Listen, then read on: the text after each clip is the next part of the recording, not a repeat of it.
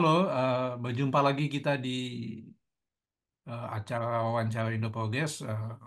Kali ini saya Kunsen Ponto akan berbincang-bincang dengan para anggota kader Partai Buruh yang beberapa waktu lalu eh, terlibat dalam proses pemilihan umum. Dan menurut saya, secara pribadi sangat penting sekali kita melihat bagaimana keterlibatan Partai Buruh dalam pemilu khususnya di Indonesia dan kemudian bagaimana kita bisa mengambil pelajaran atau bisa belajar bersama tentang apa saja yang mereka alami, mereka rasakan dan bagaimana mereka merefleksikan hasil-hasil atau pencapaian yang dilakukan atau diperoleh oleh Partai Buruh dalam partisipasinya dalam pemilihan umum 2024 yang lalu. Bersama saya sudah hadir Jumisi, Mbak Jumisi yang juga adalah kader Partai Buruh dan kemudian Bung Ilham Shah dan Bung Muhammad Rida yang ketiganya saya kira cukup merepresentasikan keterlibatan Partai Buruh di eh, pemilu lalu. Halo semua, apa kabar? Baik-baik saja? Alhamdulillah sehat-sehat. Baik, Tuh. baik, baik, Bun. Ya, mungkin pertanyaan awal yang bisa dijawab oleh teman-teman semua ya.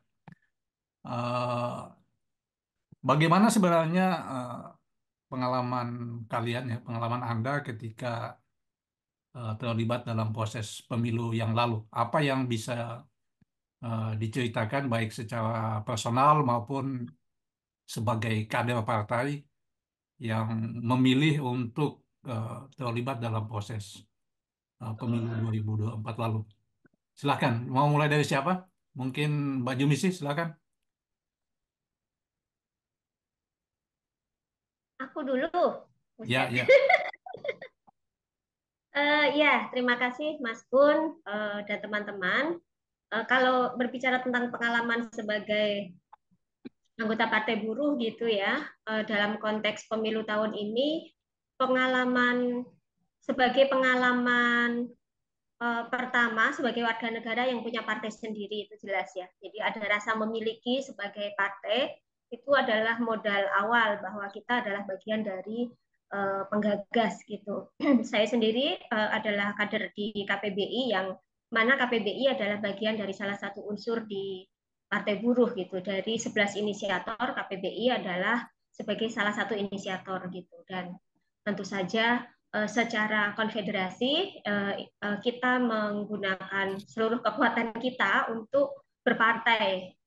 Eh, Pengalaman dalam proses pemenuhan struktur ya untuk lolos verifikasi administrasi dan verifikasi faktual itu juga pengalaman yang luar biasa karena masing-masing kader kemudian berusaha untuk lolos memenuhi struktur yang diharapkan oleh undang-undang gitu. Kita harus penuh dengan 100% provinsi, 75% kota kabupaten, 50% kecamatan. Itu adalah pengalaman yang luar biasa dan pada akhirnya toh kita dinyatakan memenuhi syarat administrasi, kemudian lolos verifikasi faktual, kemudian bisa sebagai partai politik, bisa sebagai peserta pemilu, itu adalah pengalaman gitu.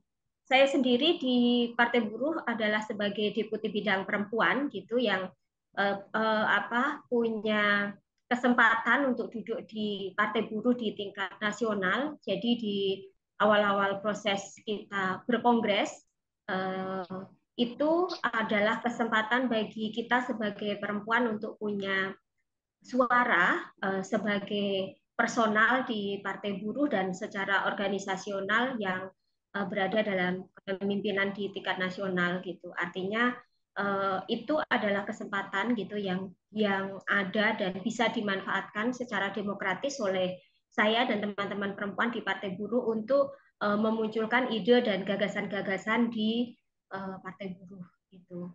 Itu dulu deh, Mas Kun. Makasih. Ya, eh, silakan Bung Ilham Shah. Oke, selamat malam Kun, selamat malam Jumisi, selamat jam malam Rido. Saya akan mencoba memulai dari proses bagaimana kekuatan gerakan rakyat di Indonesia yang berupaya untuk membangun partai sendiri itu sudah cukup lama ya. Kita sama-sama tahu tahun 2004 PRD sempat menggagas partai untuk ikut pemilu pada waktu itu, tapi konsep partainya adalah partai front, tapi gagal di verifikasi awal. Tahun 2009 beberapa kelompok juga mencoba membangun partai untuk ikut pemilu, ada yang diinisiasi oleh BINDES pada waktu itu, PPR kalau saya nggak salah, Partai Perserikatan Rakyat, tapi juga gagal. Lalu nanti Rido bisa bercerita, PRP juga berencana dulu juga untuk membangun, tapi juga masih belum berhasil. Begitu di tahun-tahun sesudahnya, di 2014, 2019, berbagai macam kelompok mencoba untuk menggagas partai untuk ikut pemilu, tapi semua berakhir dengan kegagalan di dalam proses verifikasi.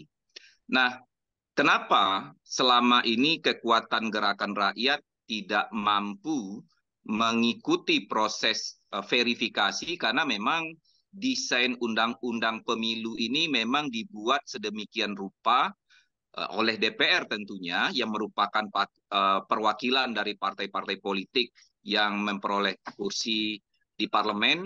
Sedemikian rupa mereka mendesain dengan syarat yang memang sangat-sangat berat.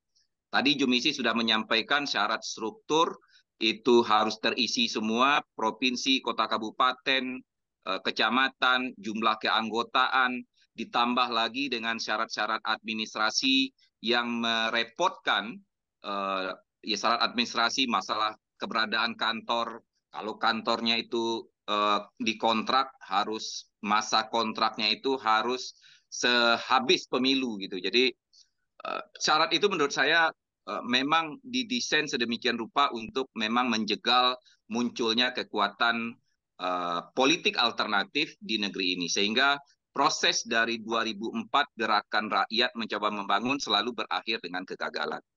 Nah, kalau untuk di gerakan buruh sendiri, gerakan buruh kita melihat ada perkembangan kesadaran politik itu mulai dari tahun 2009 sebenarnya.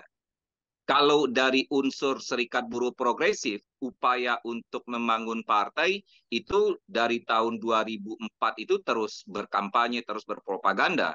Tapi setelah 2009, gerakan buruh yang dulunya kita anggap serikat buruhisme seperti KSPI atau SPMI dalam hal ini, itu mulai mengambil perjuangan di ranah politik. Karena memang belum ada partai politik pada waktu itu, mereka melakukan infiltrasi memasukkan orang ke partai manapun. Tapi di satu sisi, bagi saya itu adalah satu proses kemajuan secara umum penerimaan gerakan buruh terhadap propaganda akan kebutuhan perjuangan politik. Nah, dari situ kita juga terus berpropaganda menyampaikan kepada kawan-kawan di berbagai macam serikat, sehingga tahun 2015 kita sempat menggagas pembangunan partai bersama dengan KSPI, unsur-unsur yang ada pada hari ini juga sebenarnya. Tapi 2015 kita mencoba memulai dengan membangun Rumah Rakyat Indonesia pada waktu itu sebagai aliansinya, dan Rumah Rakyat Indonesia dideklarasikan 1 Mei 2016 sebagai embrio pembentukan partai politik yang digagas oleh Gerakan Buruh, Gerakan Tani. Tapi pada waktu itu kita baru menyadari untuk pembentukan partai politik baru itu harus 2,5 tahun sebelum pemilu dilangsungkan. Menurut undang-undangnya seperti itu. Sehingga 2016 waktu kita deklarasi pada waktu itu, kita tidak cukup punya waktu karena bulan Juli pada waktu itu adalah batas terakhir untuk pendaftaran partai politik baru. Nah, sehingga Rumah Rakyat Indonesia pada waktu itu sebagai embrio pembangunan partai politik akhirnya vakum karena undang-undang tidak memungkinkan kita membangun struktur dalam hitungan bulan gitu. Nah, proses kesadaran politik yang terus berkembang di kalangan gerakan buruh, tapi kesadaran politik dalam artian mereka mulai pimpinan-pimpinan ya, terutama di pimpinan menyadari akan kebutuhan untuk pembangunan sebuah partai politik. Tapi 2019 kita kembali karena gagal, kembali jalan sendiri-sendiri. KSPI akhirnya memasukkan orang lagi ke berbagai macam partai, dan satu orang kadernya pada waktu itu bisa lolos sampai ke Senayan untuk DPR RI dari Dapil 7 wilayah Bekasi, Karawang, dan Purwakarta. Begitu juga SPSI, mereka juga terlibat dalam politik praktis, pada waktu itu juga mendukung calon presiden, dan Serikat Petani Indonesia juga ikut terlibat di dalam proses kontestasi dengan menjadi relawan salah satu kontestasi. Nah, untuk Partai Buruh yang sekarang ini, kita baru mulai membangun kembali konsolidasinya itu sekitar tahun 2021. 2021 itu di tengah situasi COVID loh. COVID lagi mengganasnya pada waktu itu. Nah, awal pertama kalinya setelah almarhum Muchtar Pakpahan meninggal, ternyata dia membuat satu pesan sebelum dia meninggal kepada anaknya. Gitu. Jadi dia menyampaikan untuk partai ini dihidupkan kembali dan diserahkan kepada kawan-kawan dari Serikat Buruh. Dari situlah anaknya Muchtar Pakpahan pada waktu itu, Darta Pakpahan, mendatangi Said Iqbal untuk menyampaikan pesan dari Muchtar Pakpahan. Nah, 2021 itu kita mulai berproses dan waktunya itu sangat singkat di tengah situasi COVID. Tentu bukan hal yang mudah di tengah situasi seperti itu untuk membangun partai agar bisa lolos verifikasi. Syarat-syarat yang harus dipenuhi itu begitu berat. Nah, ini menurut saya bisa berhasil lolos verifikasi tidak terlepas dari kekuatan unsur persatuan yang sangat luas dari unsur yang menggagas menghidupkan partai ini kembali. Kita tahu ada KPBI di situ yang Konfederasi Nasional, ada KSPI yang memang mempunyai struktur cukup luas. Mereka juga tertopang karena mereka punya satu sektor pekerja-pekerja PLN. Jadi pekerja PLN itu istilahnya di mana ada tiang listrik, di situ ada mereka. Nah, secara nasional itu sangat membantu dalam pemenuhan struktur. Begitu juga ada Serikat Petani. Ada Serikat Petani Indonesia di mana kawasan industri yang tidak cukup kuat itu ditopang oleh Serikat Petani Indonesia, seperti misalnya kayak di wilayah Jambi, di wilayah Sumatera Selatan, di Aceh, itu kawan-kawan SPI, dan di beberapa wilayah Kalimantan, mereka sangat memberikan kontribusi yang besar dalam pemenuhan syarat pemenuhan struktur. Begitu juga unsur-unsur partai buruh yang lama. Jadi partai buruh peninggalan Muchtar Pakpahan itu memang kuat di wilayah timur, di Papua, Nusa Tenggara Timur, Nusa Tenggara Barat, dan Serikat Buruh lemah di situ. Nah, sehingga komposisi yang ada di dalam partai buruh ini memang saling melengkapi akhirnya, sehingga pembangunan struktur dalam 2,5 tahun lah kira-kira sampai pemilu, menurut saya itu satu hal yang kerja keras yang dilakukan oleh seluruh unsur gerakan, baik itu yang dari KSPI, SPSI, Partai Buruh Lama, KPBI, dan berbagai macam unsur. Kerja keras itu akhirnya mampu meloloskan partai menjadi peserta pemilu.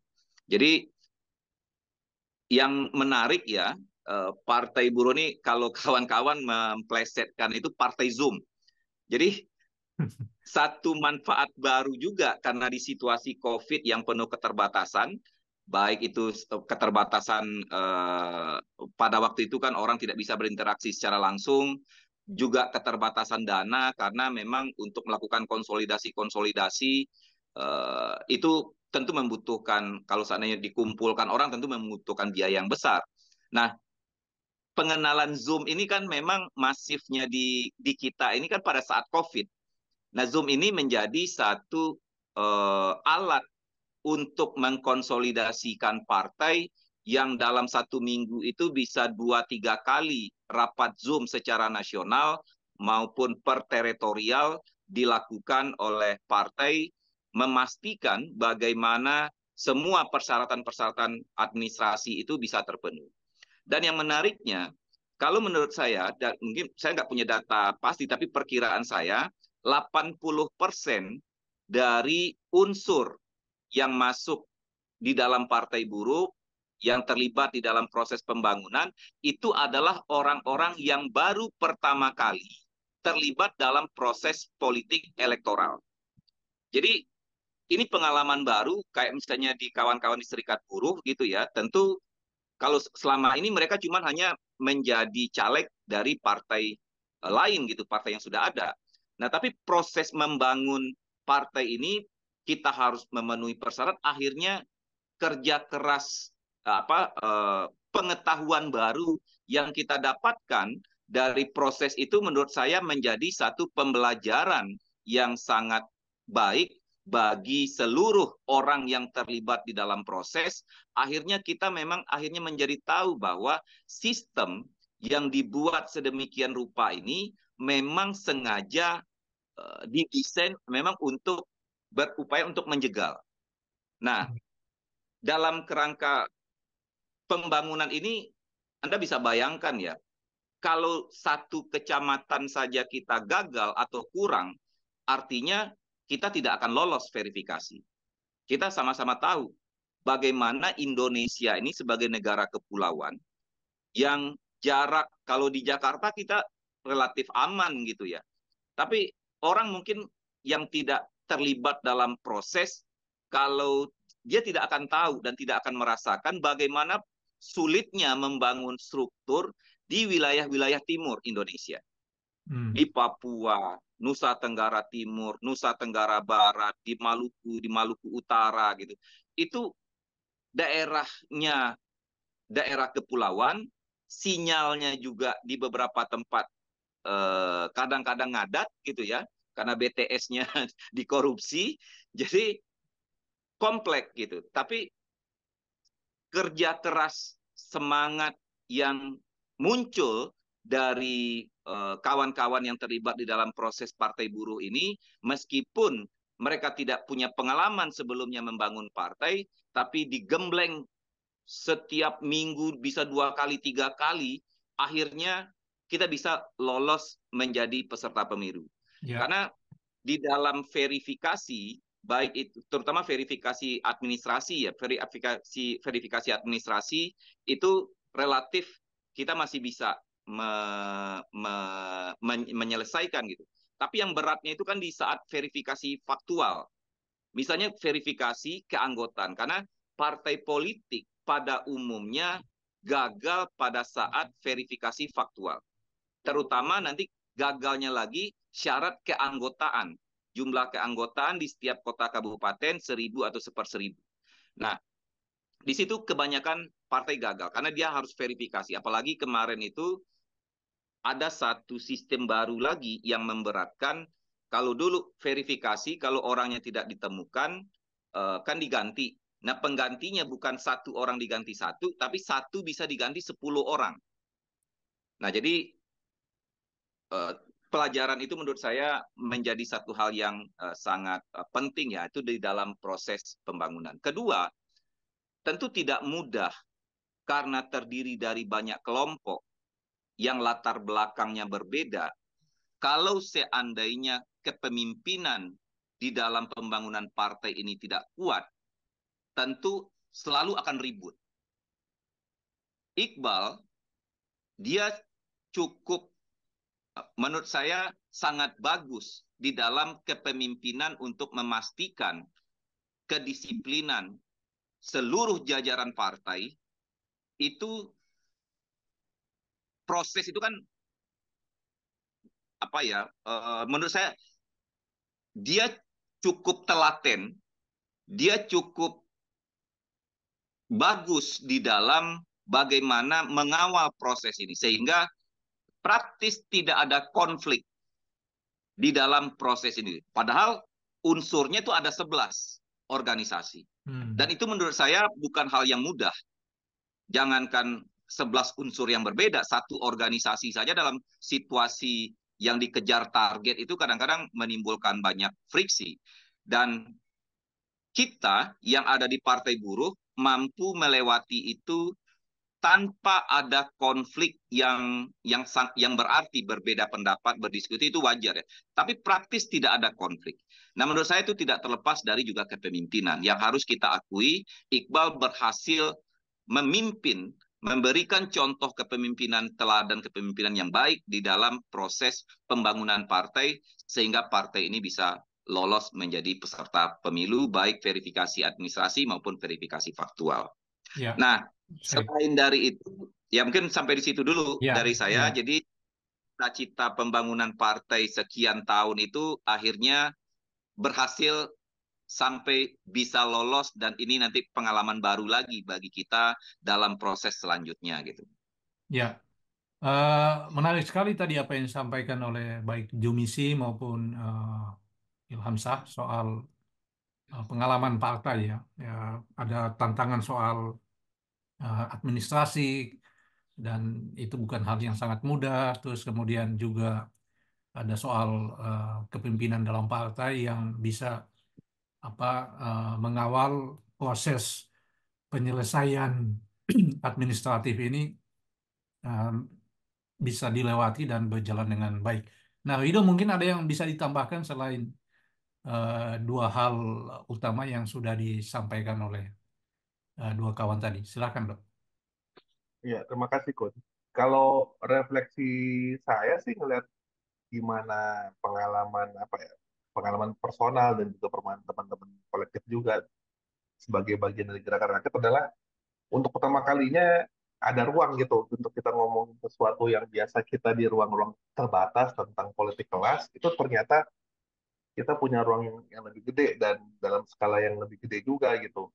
Karena kita pikir selama ini ya, kita bagi saya ya, khususnya ya, sebagai orang yang udah cukup lama berinteraksi dengan gagasan politik kelas, menganggap bahwa sepertinya mustahil gitu loh dalam jangka waktu di mana saya hidup ini bisa ada momen yang memungkinkan gerakan rakyat untuk berbicara politik kelas gitu. Tapi 2024 itu justru ruangnya terbuka begitu luas, terbuka begitu lebar, dan itu adalah momen kesempatan yang baik sekali untuk mempromosikan gagasan politik kelas yang selama ini kita anggap sebagai bukan cuman tentang popularitas ya, tapi kemustahilan untuk bisa berbicara itu dalam ruang politik nasional seperti pemilu gitu, karena kita menganggap bahwa kiri udah mati, 65 membuat politik kelas itu udah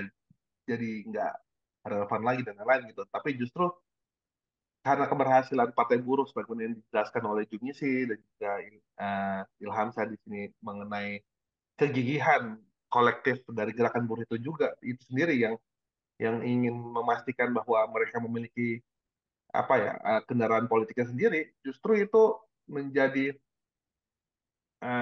stimulus lebih lanjut mengenai promosi politik kelas itu sendiri gitu, dan itu yang cukup saya syukuri gitu karena setidaknya itu menjadi jawaban yang cukup konkret kepada mereka-mereka yang justru juga banyak di dalam elemen gerakan rakyat untuk bilang bahwa nggak nggak mungkin kita bisa berbicara tentang politik kelas sekarang ini gitu kan, hanya hanya karena kita melihat secara komposisi masyarakat Indonesia ya yang sangat bisa dibilang sentimen politik kelasnya itu cukup negatif lah gitu.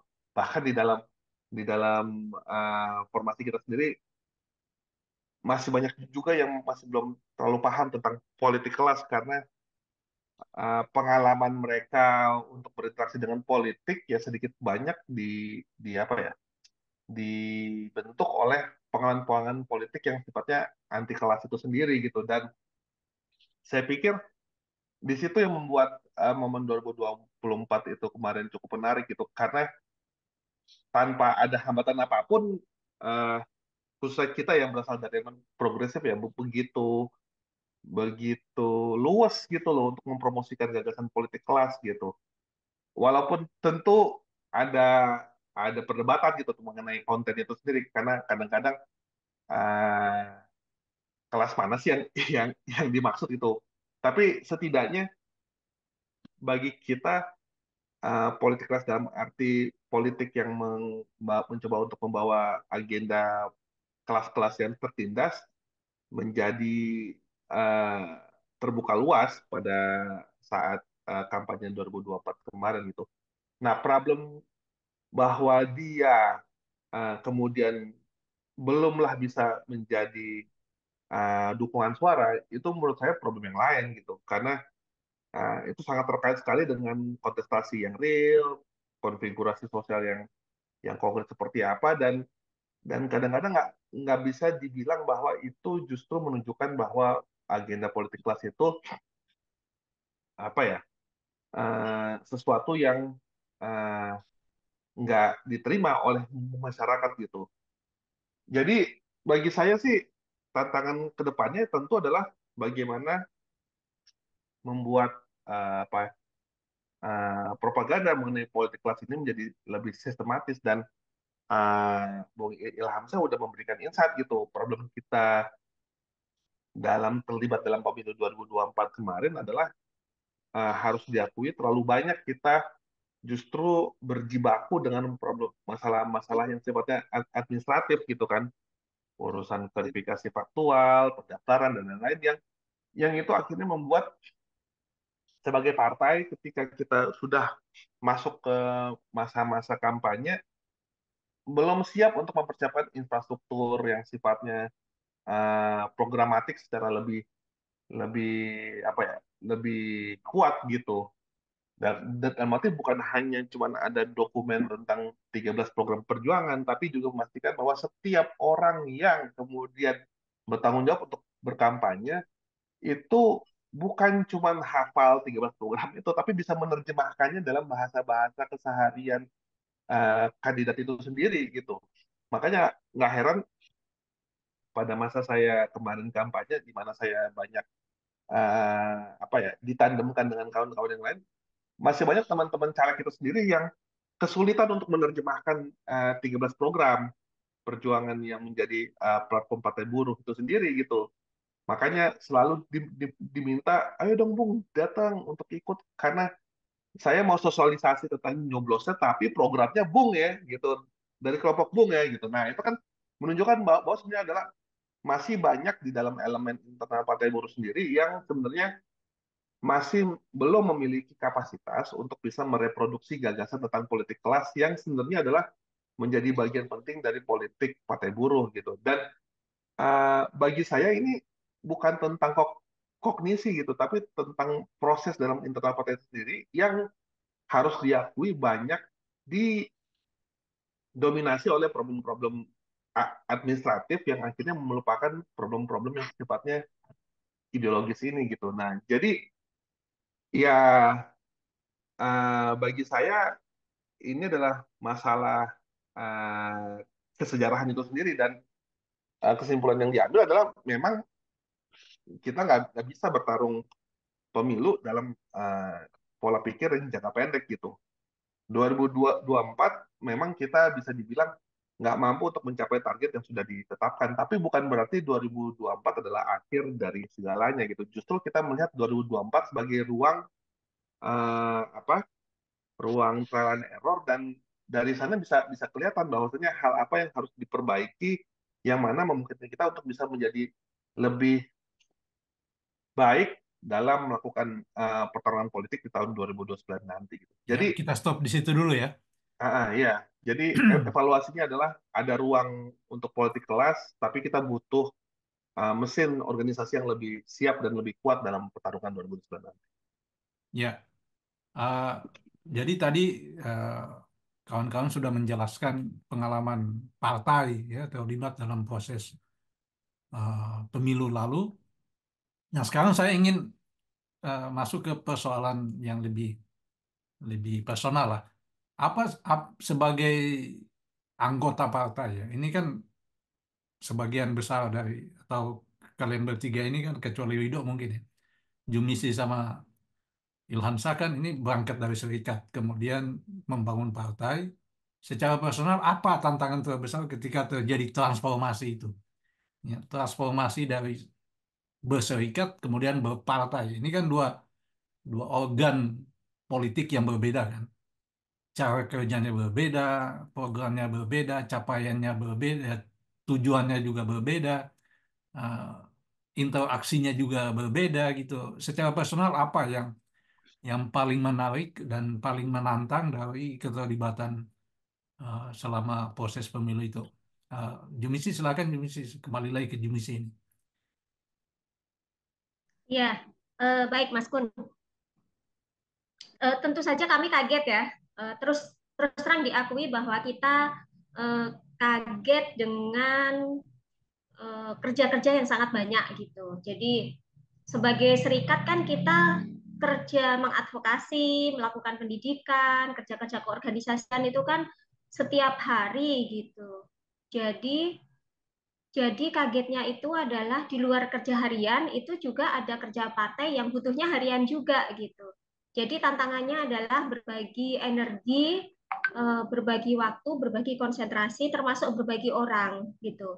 Kalau saya secara federasi, saya di FSBPI, memang itu membagi orang gitu, membagi kawan untuk siapa yang fokus di partai dan siapa yang fokus untuk di federasi gitu. Jadi ada yang jaga gawang istilahnya begitu kami menyebutnya. Sehingga apa yang kita lakukan itu tidak menghilangkan atau menegasikan tugas dan tanggung jawab kita sebagai pengurus serikat gitu.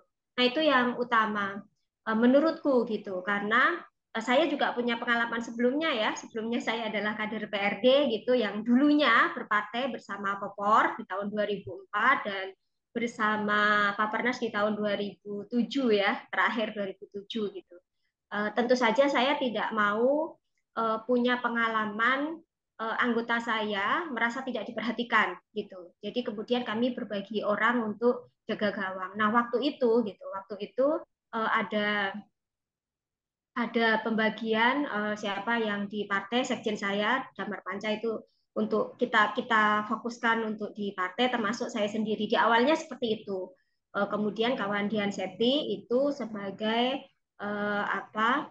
tenaga gitu yang jaga gawang. Awalnya begitu. Nah, dalam perjalanannya kemudian memang tidak kuat ya situasi politiknya cukup tinggi, kenceng, ada dinamika yang luar biasa di Partai Buruh juga sehingga akhirnya kawan Dian Septi mengundurkan diri di awal Oktober 2023 dan itulah yang kemudian menjadi tantangan bagi saya yang kemudian harus mengambil kepemimpinan utama kembali di organisasi gitu. Nah, itu secara keorganisasian dari serikat ke partai ya, ada tantangan dan ya awalnya juga saya dan teman-teman kaget dengan dinamika itu, tetapi ya berusaha melalui itu sebagai bagian dari proses untuk berpartai gitu. Gitu sih, Mas Gun. Yang kedua sebetulnya adalah terkait dengan pengetahuan berpolitik itu sendiri ya bahwa serikat buruh itu juga kerjaan politik gitu. Kita mengadvokasi upah, membela kawan yang di PHK, memperjuangkan hak maternitas buruh perempuan itu juga kerja politik. Cuman ini ada kerja politik tambahan gitu ya. Kita adalah sebagai peserta politik elektoral gitu yang kita harus tahu hukum politik elektoral seperti apa supaya kita bisa membersamai teman-teman dalam politik gitu. Jadi pengetahuan itu juga menjadi hal baru yang kemudian kita pelajari secara cepat untuk bisa beradaptasi gitu. Dan itu adalah pengalaman ya, karena kemudian di anggota juga mempertanyakan dan aktif bertanya dan mendiskusikan. Jadi kalau misalnya kita berpartai gitu, apa pekerjaan kita sebagai buruh kan gitu. Nah, itu juga tantangan untuk kita menjelaskan kepada anggota. Terus kalau saya buruh perempuan gitu, apa yang bisa saya lakukan untuk partai sementara saya adalah buruh pabrik? gitu-gitu. Nah, itu tugas kita menyinkronkan antara kepentingan perjuangan di pabrik dan mengkaitkannya dengan kenapa kita harus berpartai dan kenapa harus partai buruh, kenapa tidak partai lain gitu. Itu juga butuh dijelaskan lebih detail gitu. Nah, yang kedua itu adalah memperkenalkan program-program partai buruh gitu. Memang secara sepintas 13 program yang disebutkan oleh kawan Rida itu adalah program yang selama ini kita usung gitu. Tapi dalam konteks pemilu gitu, itu butuh ketertilan, butuh keluasan untuk menjelaskan karena kalau kita tidak bisa menggunakan bahasa yang sederhana, teman-teman juga tidak akan paham dengan mudah gitu. Nah, tantangan berikutnya kalau secara organisasional itu adalah menjelaskan partai buruh itu sendiri gitu. Sebenarnya partai buruh itu siapa yang menggagas, programnya apa, pimpinannya siapa, ruang demokrasinya bagaimana, dan kenapa partai buruh kemudian menjadi partainya kita. Itu juga mesti dijelaskan karena kan teman-teman anggota juga ada pengalaman-pengalaman sebelumnya mereka sudah berpartai dengan partai yang lain dan kemudian kita membangun partai sendiri gitu. Jadi itu adalah tantangan bahwa saat ini kita punya partai yang digagas oleh kita sebagai organisasi masyarakat sipil, sebagai partai yang digagas oleh diri kita sendiri untuk mewujudkan negara sejahtera gitu. Negara sejahtera itu apa gitu. Nah, itu yang butuh dijelaskan. Jadi itu sih Mas Gun. Ya, Bung Ilham, apa pengalaman personal paling paling menantang, paling menarik ketika bertransformasi dari serikat menjadi partai gitu? Saya merasa bahwa apa yang menjadi kesadaran saya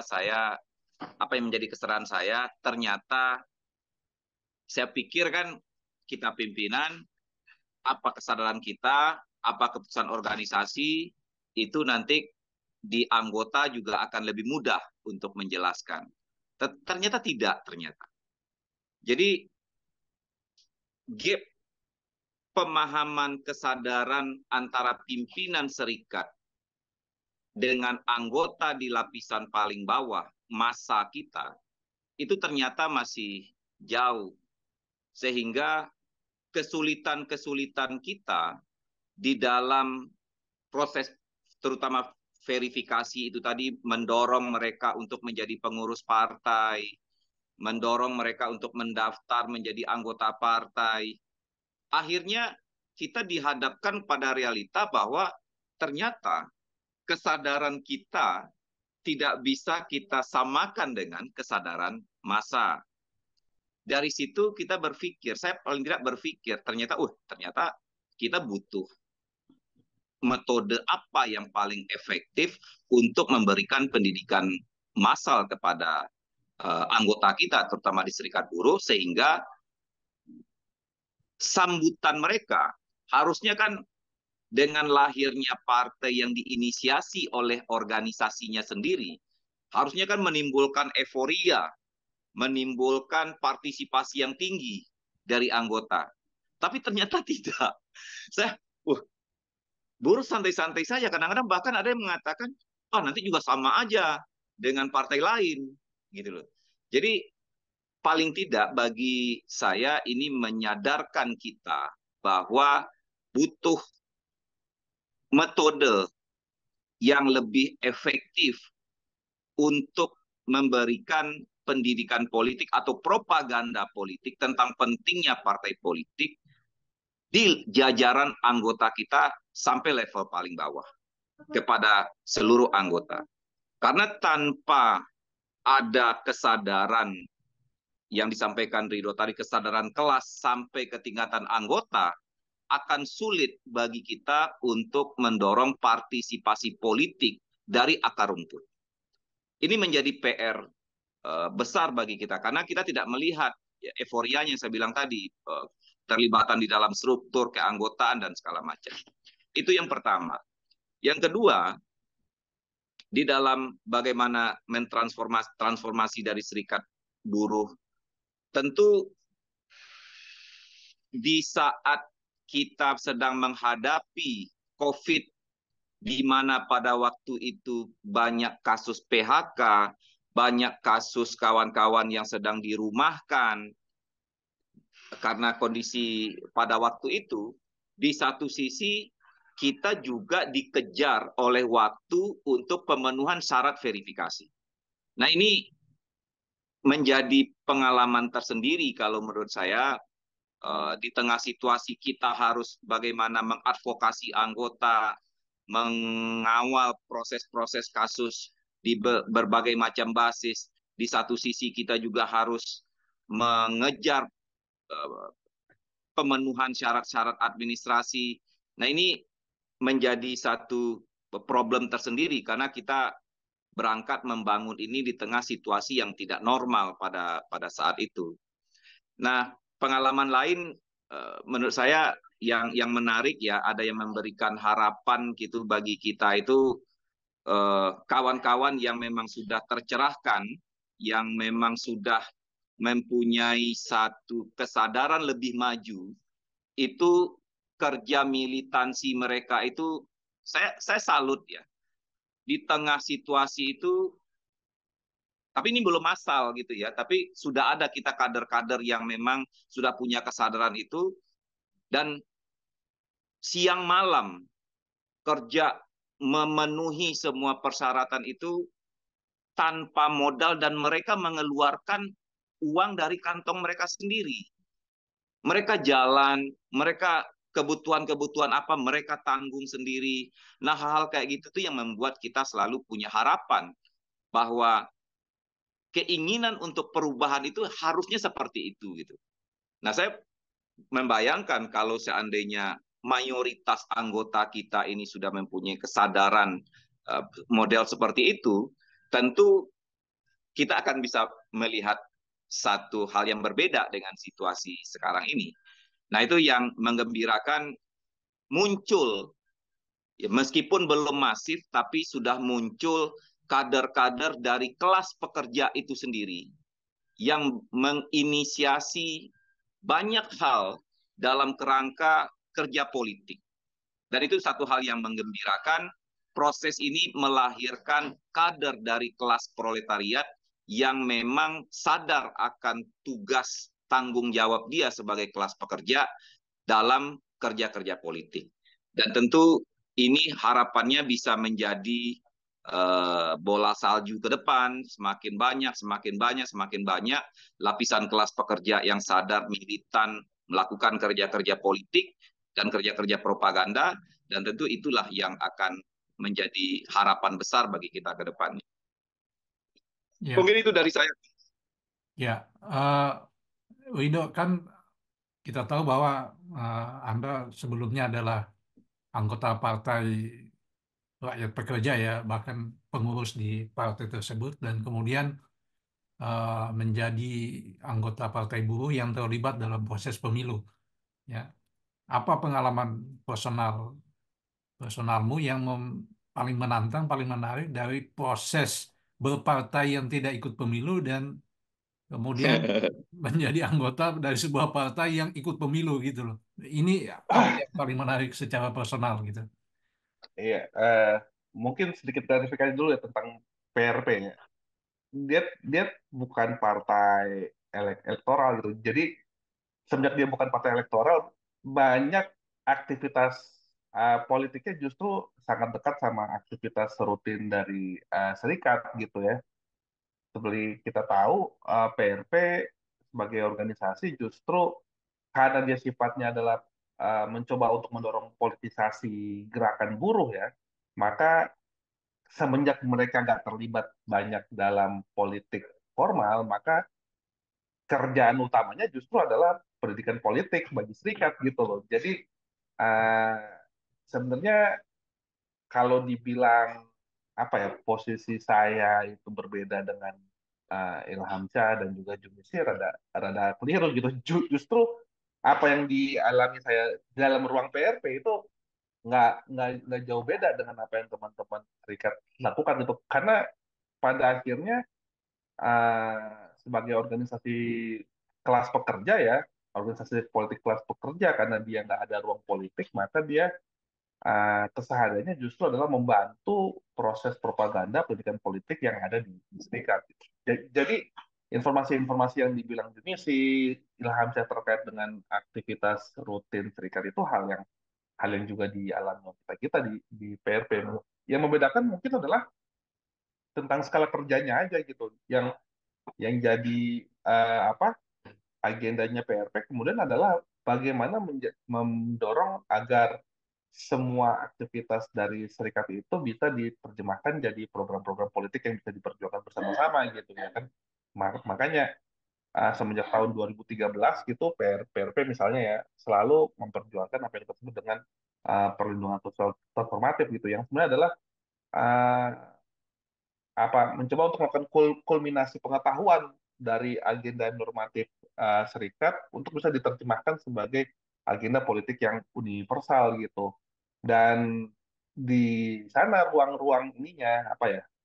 Ruang-ruang pertarungan politiknya yang coba didorong oleh PRP. Jadi dia mencoba untuk mendorong ruang politik pengetahuan sebenarnya tentang bahwasannya kelas pekerja dalam tubuh serikat itu sebenarnya udah punya materi-materi yang bisa digunakan untuk bisa ditransformasi menjadi tuntutan politik gitu dan saya pikir itu hal yang juga dilakukan oleh teman-teman serikat gitu kan ya. Yang membedakan kemudian adalah dalam pengalaman di Partai Buruh sekarang itu sudah mulai bisa diterjemahkan menjadi program-program yang diperjuangkan bersama gitu.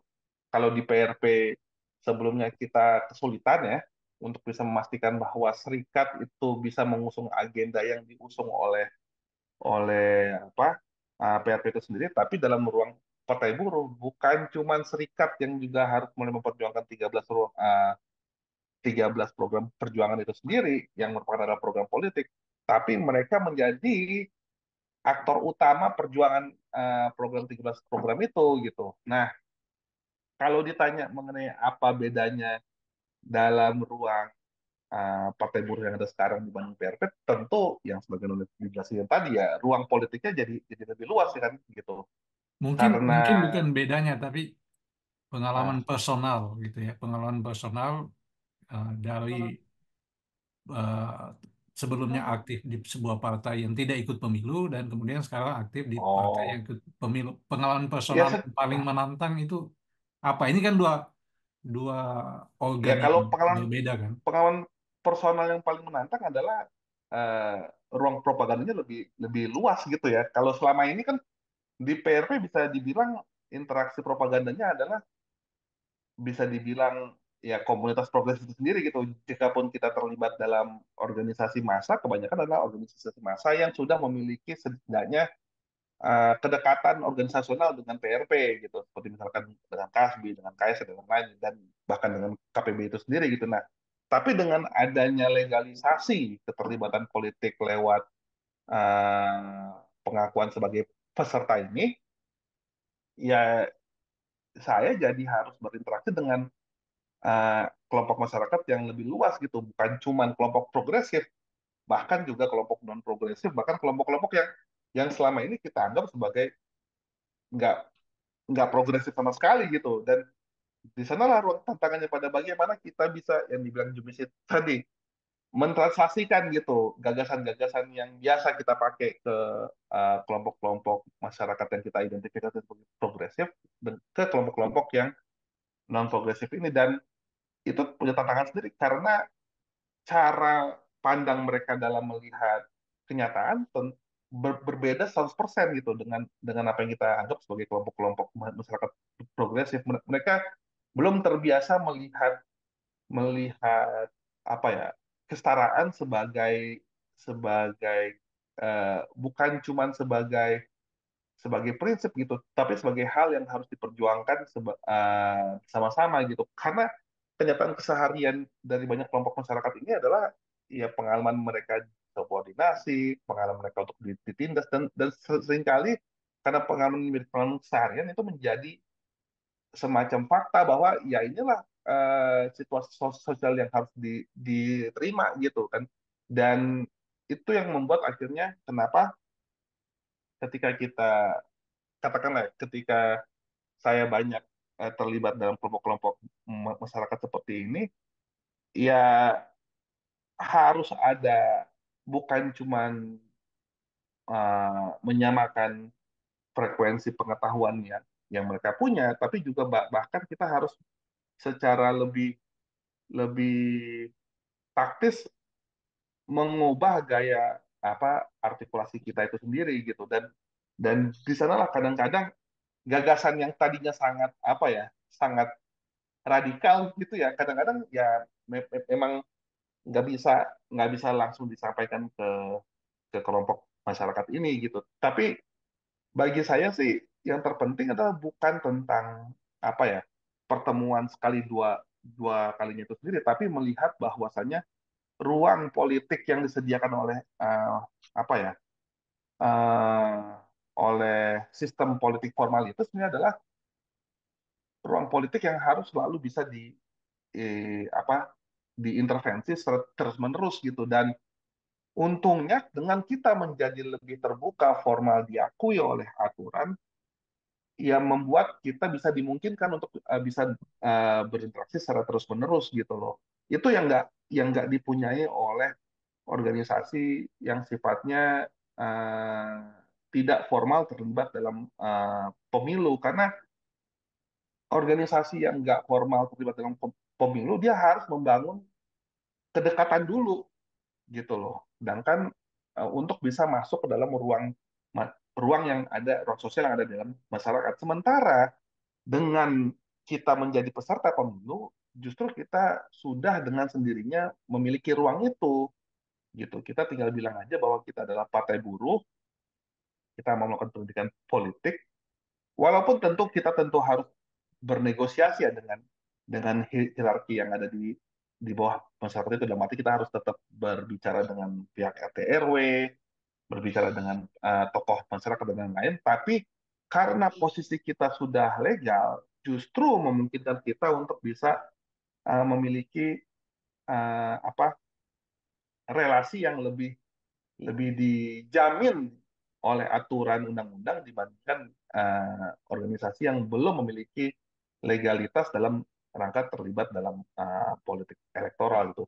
Jadi bagi saya sih legalitas itu menjadi leverage yang penting gitu untuk kita yang berada di kiri atau siapapun yang berada di garis progresif untuk bisa selalu terlibat dalam masyarakat dengan skala yang lebih luas gitu.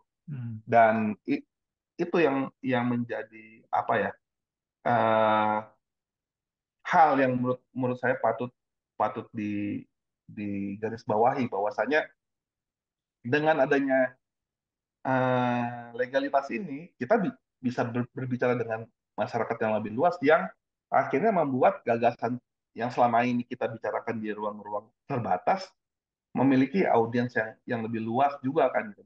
Dan itu yang sebenarnya akan menjadi harapan kita kan. Kita nggak mau ngomong, kalau istilahnya tuh mengagitasi teman sendiri gitu loh, karena itu buang-buang umur kan gitu loh. Kita justru pengen, harapan kita bahwa gagasan ini bisa diterima oleh masyarakat Indonesia, dan supaya apa? Supaya kita bisa membangun agenda politik kelas yang lebih luas yang selama ini hanya diperjuangkan oleh kelompok-kelompok kita doang gitu loh. Dan Ya, disinilah signifikansi dari keterlibatan saya dalam Partai Buruh itu sendiri gitu.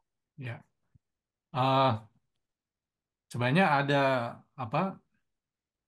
Ada satu hal yang cukup berbeda antara terlibat dalam pemilu dan tidak pemilu ya. Tidak terlibat dalam Hmm. pemilu yaitu soal bahwa ikut pemilu itu mahal gitu kan.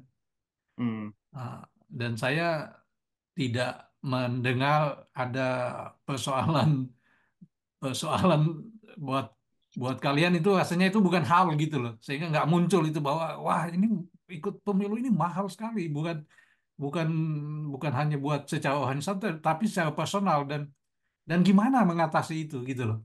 Tadi kayaknya itu lebih pada persoalan administratif, persoalan organisasi, persoalan menyamakan level kesadaran ya, level pengetahuan, ruang propaganda yang terbuka, tapi yang konkret itu ini butuh uang gitu loh.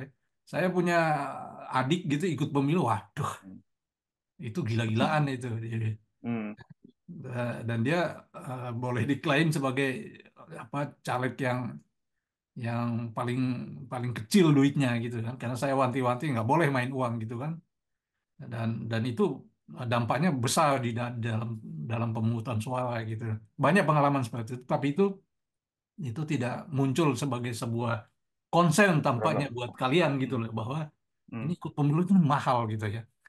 Apalagi dalam konteks seperti yang tadi sudah disampaikan, oh ini proses administratif, ini apa semua. Tapi oke lah, ya itu mungkin kita bisa uh, apa kesampingkan sebentar. Nah, mungkin pertanyaan saya selanjutnya adalah uh, dalam dalam hasil pemilu itu kan kelihatan bahwa Partai Buruh tidak mendapatkan suara yang cukup signifikan untuk lolos ke electoral threshold gitu ya, atau mendudukkan kadernya di parlemen gitu. Nah, apakah ini sudah terbayangkan, sudah terprediksi, atau ini tidak sesuai dengan harapan gitu?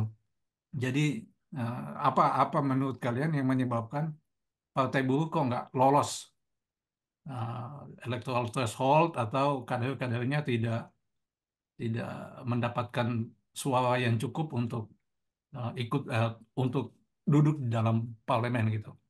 Mungkin Ilhamsah, silakan dulu. Ya, jadi inilah Kun, menurut gua ya, satu pembelajaran yang kita dapatkan dari proses sampai sejauh ini. Nah, terkait capaian, kalau di saya pribadi memang dengan kondisi kondisi yang ada pada hari ini, dalam hitungan Partai Buruh tidak sampai 1%, itu di luar, dalam konteks itu di luar prediksi saya. Tapi kenapa di luar prediksi? Yang saya bilang tadi, kalau seandainya dihitung dari jumlah keanggotaan saja dari organisasi-organisasi unsur pendiri Partai Buruh, KPBI itu anggotanya sekitar 70.000. Ya. SPMI itu anggotanya 300.000. SPN, KSPI lah, kita ambil KSPI-nya secara menyeluruh, mungkin hampir 1 jutaan anggotanya. SPSI itu secara administrasi jumlahnya di atas 1 juta. Lalu Serikat Petani Indonesia, dari total mungkin perkiraan mungkin ada 1,5 juta anggota. Kalau seandainya kita kalikan 1 orang anggota bisa membawa 1 orang saja, orang terdekatnya, entah itu istrinya, suaminya, atau anaknya, artinya 3 juta. 3 juta artinya itu 2% dari total pemilih. Tapi capaiannya sekarang ini di bawah 1 juta. Apa problemnya? Di luar ekspektasi? Ya, itu di luar ekspektasi saya gitu ya. Perkiraan saya kemarin suara partai itu sekitar 3 jutaan. Dalam hitung-hitungan saya dengan kemampuan internal yang ada pada hari ini. Nah, tapi kenapa itu tidak terjadi? Pertanyaannya, dari evaluasi paling tidak saya dengan beberapa kawan-kawan yang sudah mendiskusikan, ada beberapa hal. Itu yang saya bilang tadi, kesimpulan pertama adalah tingkat kesadaran kelas dari anggota-anggota organisasi unsur pendiri Partai Buruh itu belum sama dengan apa kesadaran kelas yang kita pahami. Mereka kesadarannya masih sangat normatif. Jadi kita bisa melihat yang saya bilang tadi, kenapa kehadiran Partai Buruh tidak disambut dengan gegap gempita oleh kelas pekerja. Kedua, kenapa tingkat partisipasi kita kesulitan misalnya untuk memenuhi persyaratan anggota 1.000 orang di setiap kota kabupaten. Untuk sebenarnya kan nggak sulit, tapi partisipasi anggota tidak cukup antusias gitu, dalam kita harus instruksikan, kita harus kejar gitu, harus kita yang lebih proaktif gitu. Nah, ini menyimpulkan tingkat kesadaran dari jajaran mulai dari pengurus sampai tingkatan anggota itu masih butuh kita tingkatkan. Yang kedua, kita selama ini hanya mengandalkan struktur serikat di dalam proses kerja untuk pemenangan. Karena struktur partai yang baru dibangun, ini kan strukturnya kan pragmatis yang baru dibangun ini, karena kita hanya memenuhi syarat administrasi. Udah, yang penting ada lu deh, lu ketua, lu sekretaris, ini, gitu kan. Dan orangnya juga terdiri dari berbagai macam latar belakang atau unsur organisasi itu tadi. Sehingga struktur partai yang baru dibentuk ini belum bekerja menjadi layaknya sebagai sebuah kolektif kerja. Tidak cukup efektif. Nah, kita lebih banyak masih memakai struktur serikat. Struktur partai yang ada di teritorial. Struktur serikat itu adanya di pabrik dan di kawasan industri. Dalam hal TPS, TPS itu adanya di perkampungan-perkampungan, di teritorial. Anggota kita setelah dia pulang, kalau dia di pabrik, dia merasa sebagai orang serikat. Ada ikatan, ada aktivitas. Tapi kalau seandainya dia sudah pulang bekerja, tinggal di kontrakan, di kos-kosannya, atau di rumahnya, dia menjadi warga biasa yang akan bercampur baur dengan yang lain. Nah, sehingga kelemahan kita, anggota kita ini, sesampainya dia di rumah, dia kembali lagi di dalam hegemoni kesadaran yang umum masyarakat kita yang ada. Karena mereka tidak terorganisir lagi di saat dia di tempat tinggalnya atau di rumahnya. Struktur teritorial partai belum juga mampu untuk mengkonsolidasikan aktivitas yang sifatnya teritorial. Itu yang kedua. Selain dari kesadaran, kita lemah dalam struktur teritorial. Kita masih mengandalkan struktur pabrik. Nah, yang ketiga, memang ada faktor eksternal yang membuat kita menjadi lemah. Dan ini sangat signifikan. Apa itu? Yang saya bilang tadi, sistem pemilu yang ada di Indonesia. Selagi sistem pemilunya masih seperti ini, sistem pemilu itu konkretnya itu Undang-Undang Pemilu nomor 7 tahun 2017 yang mengatur tentang penyelenggaraan pemilu, pengawasan pemilu, persyaratan peserta pemilu. Intinya itulah yang mengatur itu. Nah, undang-undang ini itu banyak merugikan kita. Saya contohkan, misalnya pemilih harus berdasarkan alamat KTP, alamat tempat tinggal, ya. Tapi di dalam prakteknya, kawan-kawan buruh yang ada pada hari ini, yang tinggal di Bekasi, di Tangerang, di kawasan-kawasan industri, mereka masih banyak yang ber-KTP kampung. Sehingga dalam proses pemilihan legislatif, buruh tidak bisa memilih calon legislatifnya.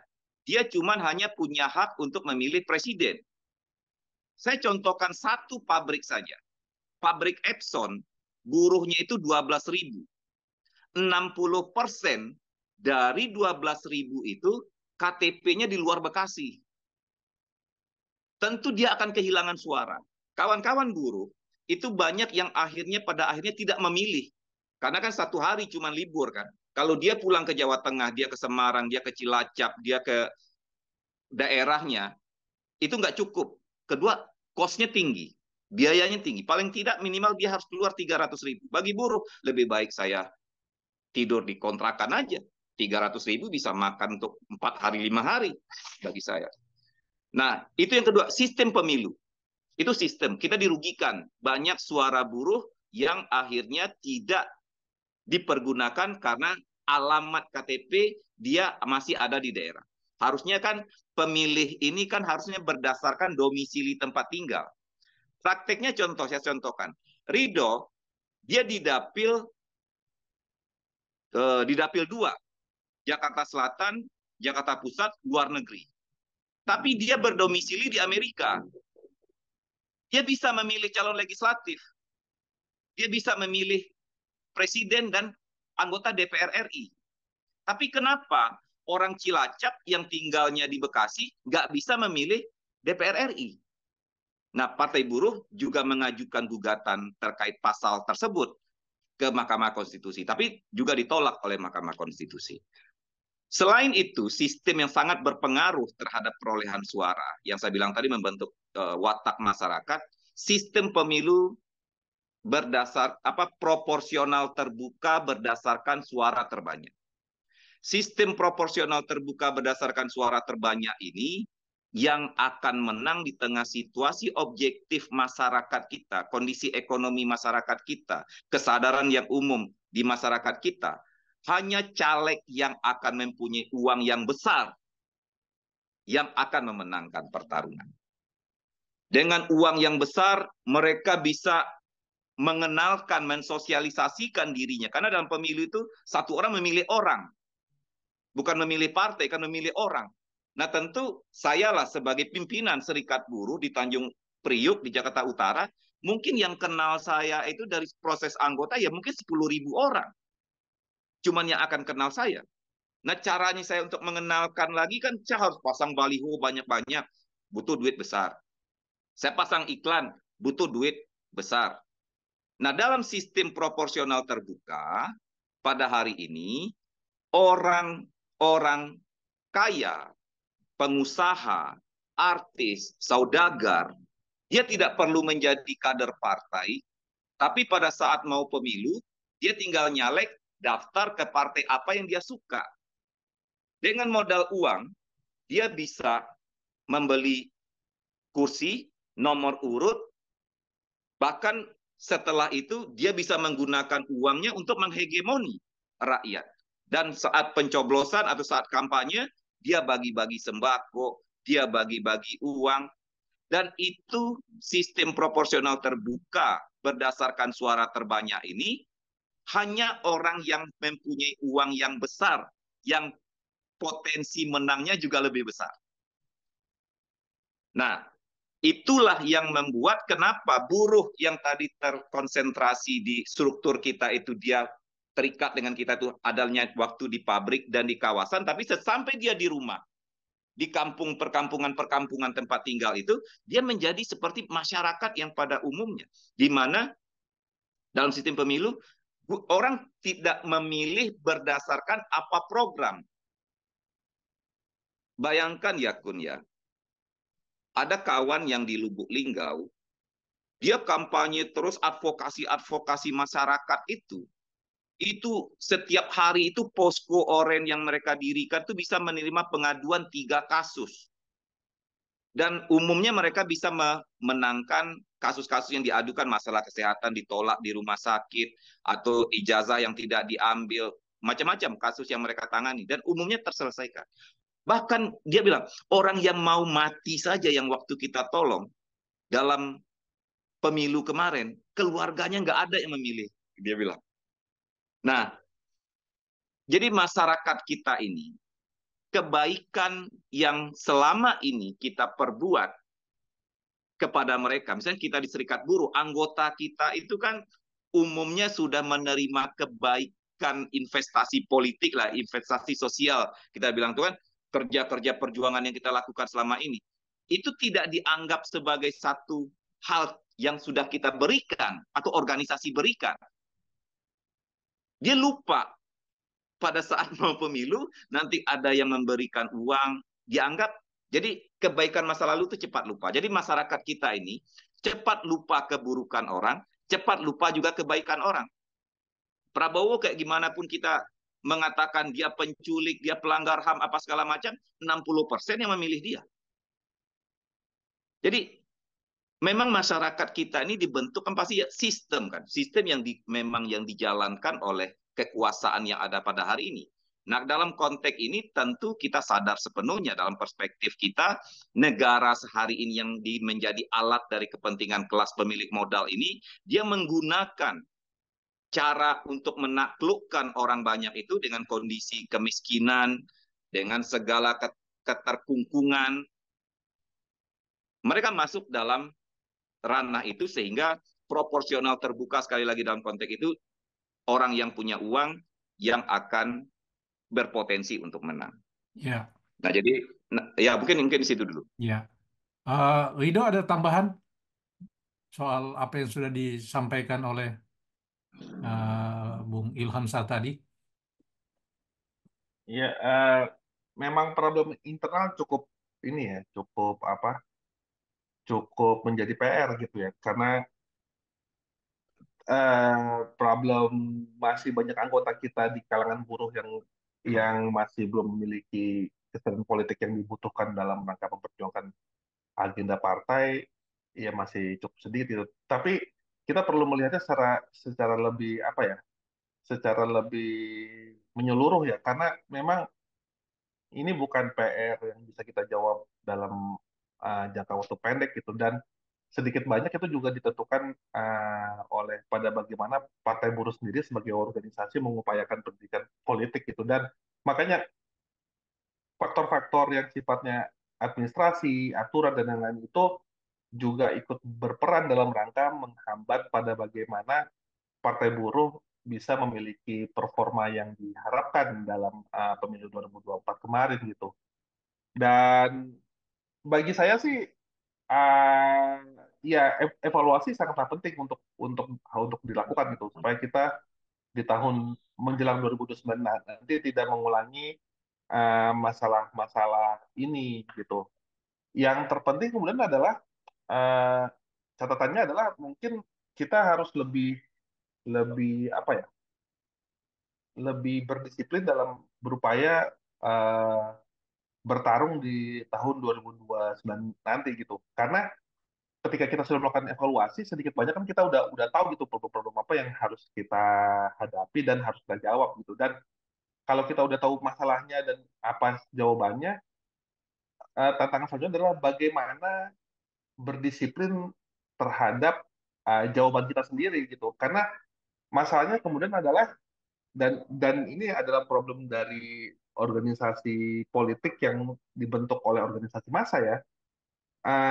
Sampai dengan 2029 kita akan menghadapi dinamika sosial ekonomi politik yang relatif cukup sama gitu ya, dan seringkali dinamika ini membuat elemen-elemen di dalam organisasi politik seperti Partai Buruh bisa kehilangan konsentrasi gitu untuk tetap berdisiplin untuk membangun kekuatan menjelang 2029 gitu. Nah, jadi mumpung ini adalah apa ya, bisa dibilang eh, kita melakukan evaluasi sedini mungkin ya, bahkan apa keputusan pemilu yang belum keluar kita belum berbicara tentang hal ini, ya ini adalah kesempatan kita gitu untuk mencari solusi yang cepat mungkin supaya kita ketika mau menjelang 2029 kita bisa apa bekerja secara lebih optimal bersama-sama untuk bisa memenangkan agenda partai untuk mencapai tujuannya untuk bisa masuk ke dalam parlemen itu.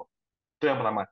Yang kedua, mungkin menyikapi pertanyaan yang tadi yang punya terkait sama politik uang dan lain-lain. Uh, kita nggak ngomongin masalah uang bukan berarti kita bilang bahwa itu bukan hal yang penting gitu loh.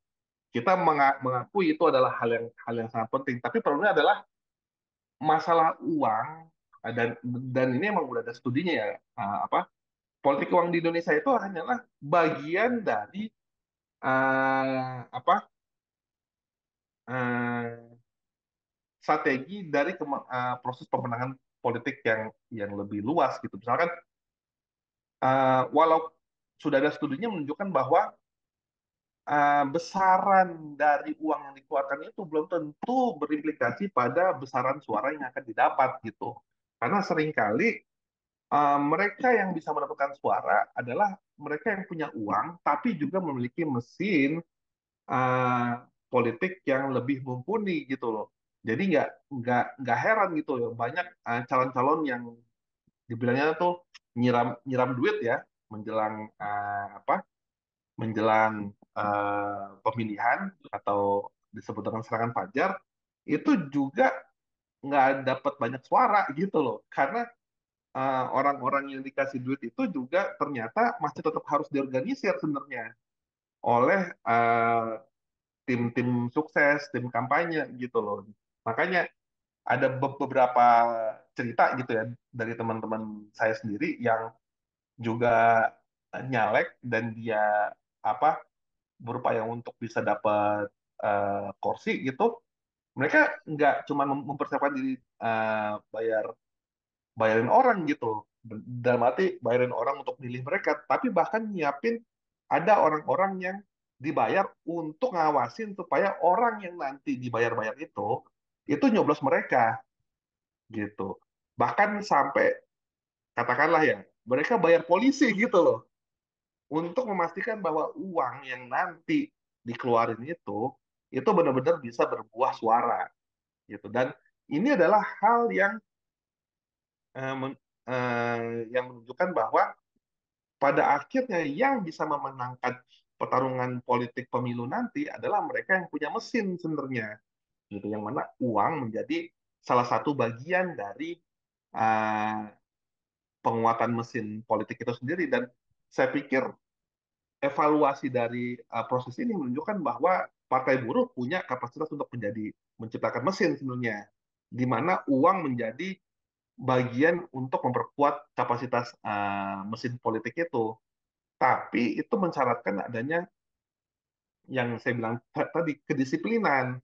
Kedisiplinan untuk memahami masalah dan menjawab masalah itu berdasarkan dengan apa yang dipunyai oleh partai buruh. Jadi bukan berarti kita menafikan uang ya, tapi kita mau lihat bahwa uang adalah hanyalah bagian dari proses pertarungan yang lebih luas itu sendiri gitu. Dan saya pikir karena problem yang dibilang sama Bung Ilham saya juga ya, bahwasanya ada masalah aturan, masalah administrasi dan lain-lain, itu membuat partai buruh nggak bisa maksimal untuk bisa memperkuat mesin politiknya sendiri pada masa 2024 kemarin. Mungkin itu aja Kun kalau mau dikomentari. Ya, eh, Hmm. jadi ada persoalan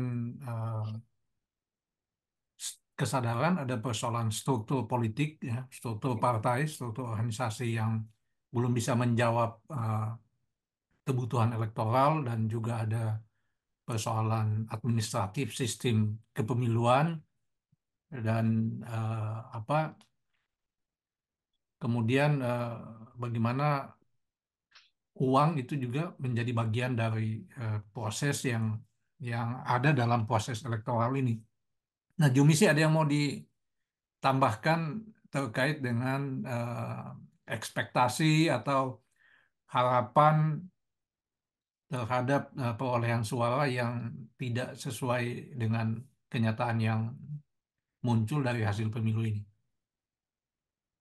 Ya, kalau saya sebetulnya sudah punya pemikiran itu, Mas Kun. Maksudnya 4% itu berat gitu ya. Jadi saya sudah berekspektasi memang berat untuk kita bisa lolos gitu. Jadi saya nggak kaget sebetulnya dengan situasi hasil pemilu gitu. Karena pertama partai buruh ini baru gitu ya, baru, dan tentu saja butuh waktu. Saya melihatnya ke partai sebelumnya ya, PSI misalnya, sebagai partai baru kemarin juga tidak lolos di pemilu sebelumnya kan gitu. Jadi saya tidak mau menanamkan harapan yang kemudian nanti membuat kita jatuh.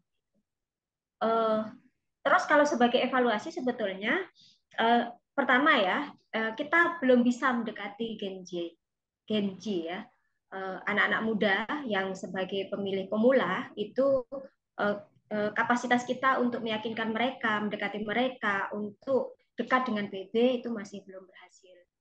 Yang kedua, dalam konteks partai buruh, saya juga melihat bahwa perempuan di partai buruh itu belum didorong sebagai kekuatan yang setara dengan kader-kader laki-laki di partai buruh. Gitu. Seberapa persen pun itu berpengaruh gitu, tetapi sebagai evaluasi saya ingin menyatakan bahwa ada apa saya mau bilang bahwa kita sebagai perempuan itu tidak didorong sebagai kekuatan utama gitu, yang juga bisa mendulang suara cukup banyak. Kekuatan buruh perempuan, kekuatan emak-emak gitu, gitu. Ya kesetaraan itu masih retorika di elit-elit partai buruh. Saya harus jujur mengatakan itu. Kemudian berikutnya itu adalah soal kapasitas perempuan-perempuan yang sebagai caleg ya, misalnya itu untuk memanfaatkan medsos, menyiapkan saksi dan seterusnya itu tidak tidak didukung atau belum didukung sepenuh-penuhnya gitu. Kemudian saya membenarkan bahwa kita masih lemah untuk mengolah teritorial gitu, karena sebagai partai tentu saja yang kita olah bukan serikat ya, yang kita olah adalah warga gitu. Kemudian pada intinya kita itu belum bisa menyentuh hati masyarakat gitu, belum bisa menggerakkan mereka dengan tindakan politik gitu. Jadi kesadarannya itu belum bisa diolah menjadi tindakan politik, datang ke TPS dan coblos partai buruh gitu. Nah, juga kemudian memang di Partai Buruh itu kan banyak-banyak aktivis gitu ya. Tetapi juga ada pertanyaan di kalangan masyarakat karena banyak aktivis yang juga kemudian berkhianat, kita belum punya kesanggupan yang masif untuk menjelaskan apa bedanya aktivis di Partai Buruh dengan aktivis-aktivis sebelumnya yang dia kemudian berkhianat kepada rakyat gitu. Gitu. Itu juga layak untuk menjadi evaluasi. Kemudian secara kepartean kita itu masih menggunakan politik sosialisasi, politik monolog gitu. Jadi satu arah top down. Jadi politik partisipasi itu belum masif dilakukan oleh Partai Buruh. Jadi itulah yang menurut aku layak untuk menjadi evaluasi kita di Partai Buruh untuk bergerak di kemudian hari gitu. Kita harus bisa mengelola banyak hal termasuk mengelola partisipasi di setiap tingkatan ya, mulai dari tingkatan kecamatan, kota, kabupaten, provinsi dengan politik-politik partisipasi. Supaya apa? Supaya hati rakyat itu bisa dekat dengan Partai Buruh dan kemudian kalau hatinya sudah tergerak gitu, bahkan dia bisa melakukan apa saja untuk kemajuan Partai Buruh gitu dan kupikir itu adalah peluang. Begitu Mas Kun, makasih. Ini menarik sekali ya. Jadi dari penjelasan ini sebenarnya ini bukan khas Indonesia ya untuk partai progresif gitu, partai kiri, partai buruh untuk uh, bertarung dalam pemilu ya, terutama setelah Perang Dunia Kedua, setelah munculnya kebijakan neoliberalisme di berbagai negara gitu, pengalaman-pengalaman di Eropa gitu ya, di Afrika lebih lebih lebih lebih lebih lagi ya. Di Eropa misalnya serikat buruhnya itu tidak bukan sebuah uh, populasi yang mayoritas gitu ya. Kemudian karena itu suara partai kiri di Eropa juga tidak signifikan gitu. Sudah dia tidak minoritas dalam konteks voting ya, dalam konteks voting dia tidak mayoritas, kemudian masuk apa yang disampaikan oleh Ilham Shah tadi itu pemikiran-pemikiran lain ya. Apakah itu dari soal identitas, soal agama, soal ras, soal gender dan seterusnya. Itu yang kemudian menjadi tantangan terbesar buat partai kiri, partai progresif, partai buruh untuk terlibat dalam pemilu. Sehingga sangat menarik apa yang disampaikan oleh Ilham Shah maupun Jumisi bahwa teritorial ini, istilah kalian untuk teritorial ini memang perlu sekali digarap dalam konteks elektoral gitu. Nah sekarang mungkin saya akan beralih ke pertanyaan yang selanjutnya adalah, eh, oke, ini hasilnya sudah seperti ini. Nah sekarang bagaimana menjaga militansi kader, kesetiaan massa di dalam aktivitas berpartai ini? Ini adalah salah satu tantangan tersendiri yang tidak mudah untuk dijawab gitu. Tapi kira-kira apa yang bisa kalian uh, bagi tentang bagaimana menjaga militansi kader, menjaga kesetiaan massa, dan kemudian bagaimana memperluas sehingga kemudian kerja-kerja yang disampaikan Rido tadi setia atau konsisten pada atau disiplin pada keputusan atau hasil evaluasi yang sudah kita berikan itu bagaimana menjaganya itu. Rido mungkin bisa mulai dari soal ini.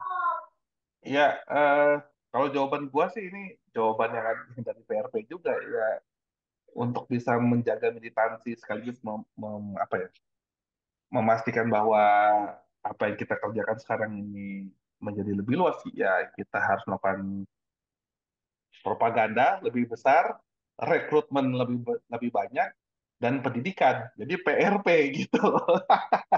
Karena pada pada akhirnya apa yang bisa menjaga militansi orang untuk tetap bertahan dalam garis ini adalah ya semakin banyak orang yang sepakat sama agenda kita kan, dan semakin orang-orang itu bukan cuma sepakat tapi juga bekerja dalam satu langgam yang sama gitu.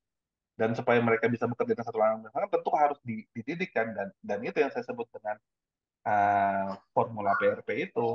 Dan saya pikir karena udah ada ruang 2024 kemarin, kita setidaknya punya materi-materi itu gitu. Kalau diperhatikan, katakanlah kita sepakat dengan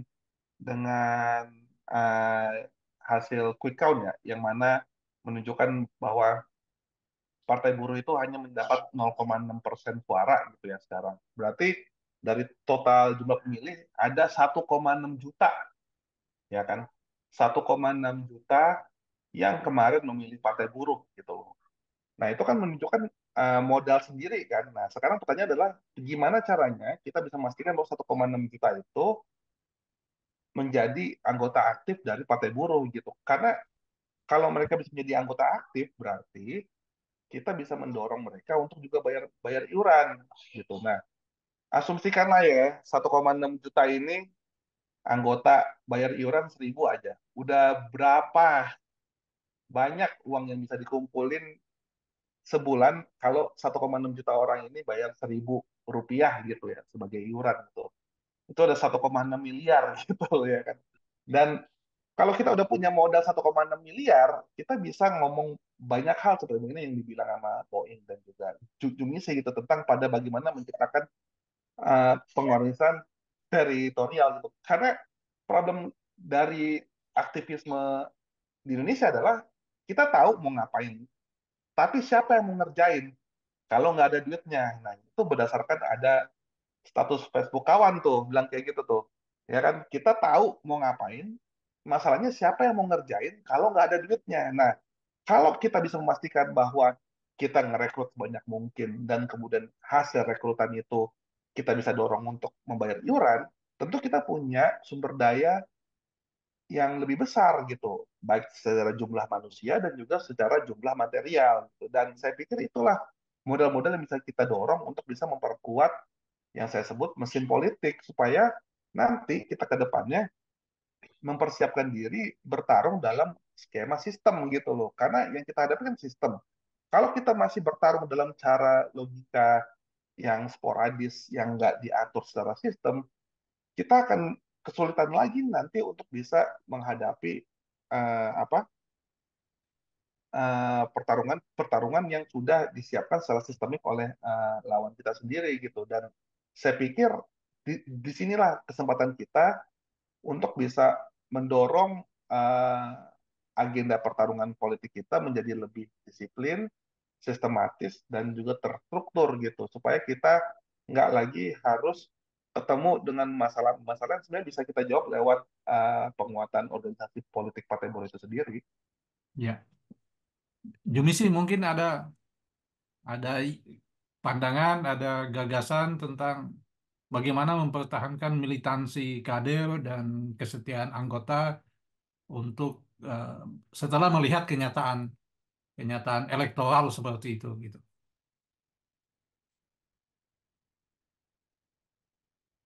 Kamu masih mute. Ya, jadi intinya ya kita tetap mesti membersamai rakyat gitu, membersamai anggota dan juga warga dalam konteks kehidupan keseharian mereka gitu. Kita sudah punya modal gitu di pemilu ini dan itu yang bisa kita jaga untuk terus bersama mereka dan kemudian menambah kapasitas secara jumlah dan juga kualifikasinya. Jadi kita itu mengevaluasi diri bahwa selama ini pengetahuan kita, kapasitas kita itu adalah konteksnya adalah keorganisasian kita. Kalau kita di serikat buruh, maka pengetahuan terbesar kita itu di serikat. Kalau kita serikat tani, pengetahuan terbesar kita itu adalah di tani. Tapi dalam konteks teritorial, kita tidak bisa membedakan itu. Kita tidak bisa, bukan membedakan. kita tidak bisa memilih, kita harus mengolah semuanya, gitu. Saya punya pengalaman di sini di Jakarta Utara, saya punya pengalaman di Serikat Buruh di mana saya pekerjaannya adalah mengadvokasi buruh gitu. Tetapi kalau di masyarakat yang mereka butuhkan adalah bagaimana mengadvokasi soal administrasi KTP, bagaimana mengadvokasi ijazah yang ditahan, bagaimana mengadvokasi orang sakit, bagaimana supaya dia sebagai warga diberi ruang untuk bisa membuat jalan di depan rumahnya dia agar bisa mengantar anaknya ke sekolah dengan lebih dekat. Nah, hal-hal seperti itu adalah hal yang mestinya jadi keseharian kita di partai ke depannya. Jadi kita dituntut selain kerja keorganisasian kita masing-masing, kita secara teritorial kita itu juga mengolah itu sebagai bagian dari kerja-kerja perjuangan kita. Nah, dari situlah terus kemudian masyarakat melihat, kemudian dipasok kesadaran seperti yang disampaikan oleh Rida, dan yaitu sentuh hati rakyat. Kira-kira begitu, Mas. Ya, Bung Ilhamsah, ada tambahan ini. Ya, karena kalau Ya, penjelasan sebelumnya kan, sampai hari ini data, ya, saya di luar itu. Jadi data terakhir dari informasi terakhir dari partai ada 14 kursi DPRD kota kabupaten, 12 ada 2 yang provinsi yang dalam hitungan internal kita mereka lolos caleg dari Partai Buruh. Yang mantap. pertama yang harus kita lakukan, bagaimana 14 orang yang lolos menjadi anggota DPRD dari Partai Buruh ini bisa menjadi role model bagi seorang anggota legislatif dari unsur Partai Buruh. Dia harus menjadi role model contoh yang baik sebagai anggota legislatif. Tentu kita akan mengumpulkan semua anggota itu dan ini yang akan kita propagandakan kepada massa rakyat. Jika Partai Buruh yang memenangkan kursi, ini yang akan mereka lakukan dan ini bukti yang sudah mereka lakukan. Itu bagaimana anggota legislatif dari Partai Buruh bisa menjadi role model. Itu satu, sehingga itu akan menjaga semangat orang, kecintaan orang, dan kepercayaan orang terhadap Partai Buruh. Dan orang akan semakin bersimpati. Yang kedua, terkait menjawab dari tentang persoalan yang umum tadi tentang kesadaran itu tadi, kita rekomendasinya itu adalah membangun sekolah partai, mendirikan sekolah partai. Harapannya, kemarin saya sempat di komite politik, saya diskusikan dengan beberapa kawan, bagaimana kita harus mulai mempersiapkan modul untuk sekolah politik dari yang akan dilakukan oleh Partai Buruh. Nah, selanjutnya di dalam situasi apa yang harus kita lakukan terkait struktur teritorial, selama ini Partai Buruh punya yang namanya posko oren. Kerja kesehariannya mengadvokasi. Tapi menurut saya ada hal yang lebih bisa mengena dan membuat ada ikatan dengan rakyat. Saya mudah-mudahan akan uji coba dan itu dalam kerja teritorialnya itu dalam bentuk koperasi. Kita memulai dengan koperasi distribusi beras. Jadi kita kerjasama dengan kawan-kawan serikat petani, KPBI dengan KPA sudah melakukan MOU, sudah mendirikan mesin penggilingan padi di Indramayu. Dari semua hasil produk mereka itu nanti akan kita, rencananya kemarin kita untuk kepada anggota serikat. Tapi saya berpikir anggota serikat kan juga bisa di teritorial, justru itu yang akan menarik mereka untuk berkumpul. Kita akan distribusi beras sebagai bentuk konkret dalam pembangunan struktur teritorial. Karena kenapa beras? Beras ini menjadi kebutuhan pokok bagi masyarakat. Kelangkaan beras pada hari ini selisih perbedaan harga 1 kilo 500 perak bisa merubah kebiasaan konsumen biasanya belanja di warung ini. Bisa dia lebih jauh 500 meter nggak apa-apa asalkan lebih murah dari yang sebelumnya. Meskipun selisihnya cuma 1.000 atau 500 perak. Itu situasi pasar di masyarakat kita. Nah tentu beras menurut saya menjadi satu kebutuhan pokok yang menjadi strategis. Tentu setiap anggota kita mendistribusikan beras, dia menjadi anggota koperasi. Dia wajib menjadi anggota. Kita tidak modelnya warung, tapi hanya anggota. kita memotong mata rantai distribusi beras dari Indramayu sampai ke Jakarta, kita sudah menghitung itu bisa lebih dari 3.000 selisihnya. Dari beberapa rantai-rantai, dari Heller, Toke, nanti pasar induk, pasar distribusi, ada kurang lebih 4 mata rantai, sampai ke kadang-kadang 5 mata rantai sampai ke konsumen. Nah, itu kalau seandainya kita potong langsung dari petani, dari Heller atau mesin penggilingan kita langsung ke distribusi ke warga, itu kita bisa save nilai beberapa. Itu satu sisi akan menguntungkan siapa yang menjadi anggota koperasi, di situ juga iuran tadi yang dibilang oleh Rida, itu akan lebih memungkinkan untuk ada partisipasi iuran dari seluruh anggota partai. Dan yang ketiga yang menjadi hal yang penting, kita akan punya struktur teritorial.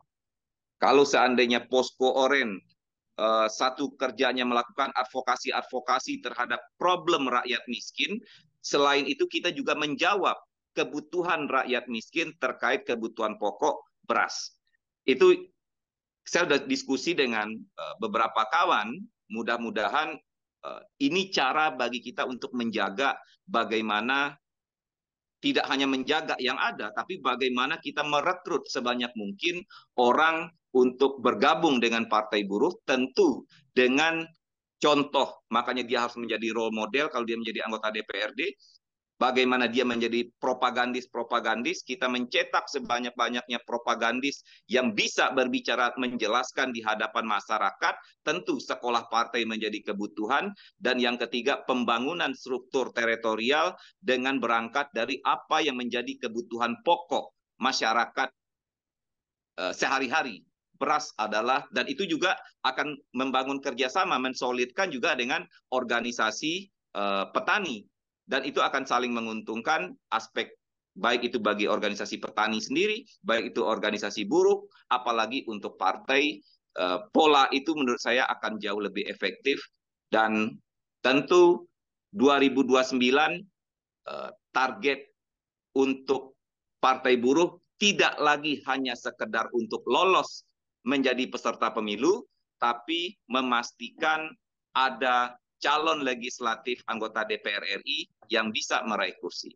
Dengan kerja dari pengalaman atau belajar dari pengalaman kemarin, apa yang sedang kita rancang dan yang akan kita kerjakan ke depan, ya saya merasa optimis karena sekarang kita punya partai, makin banyak orang yang mempunyai kesadaran kelas, dan tugas dari KPBI bersama dengan komite politik sedari awal memang untuk intervensi atau terlibat dalam proses pembangunan partai ini adalah untuk meluaskan ide dan gagasan progresif kepada seluruh unsur pendiri Partai Buruh.